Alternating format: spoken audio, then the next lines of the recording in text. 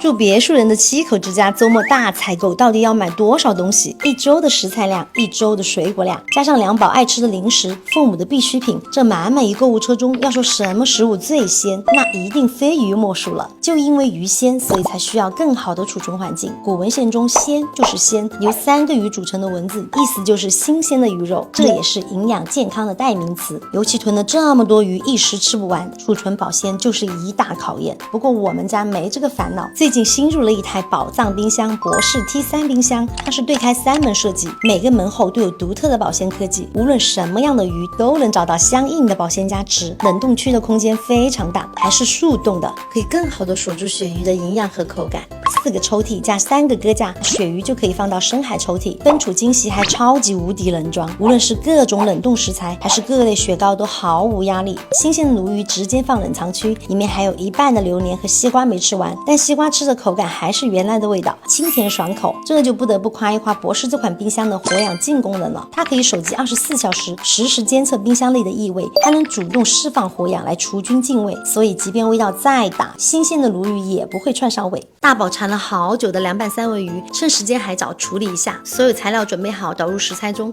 再放进冰箱0度维他空间4小时腌制入味。对于细菌问题也不用担心，0度维他空间能够达到正负0.2度的精准控制温度。3个抽屉中，第一个抽屉放了3文鱼，第2个抽屉是果蔬抽屉，蔬菜的颜色看上去还和刚买来的没什么区别。按照以往的经验，能保存1周以上还是新鲜状态，也不用担心细菌滋生，时间长了就不知道了，因为都吃掉了。下面这层就是储存一些干货，规划得非常合理。这次的凉拌3文鱼很入味，又鲜又嫩，口感冰凉糯糯，孩子吃的都停不下来。咱只能说用好的冰箱必须夸，毕竟3门尝鲜真的赞，太适合夏天大家囤货了。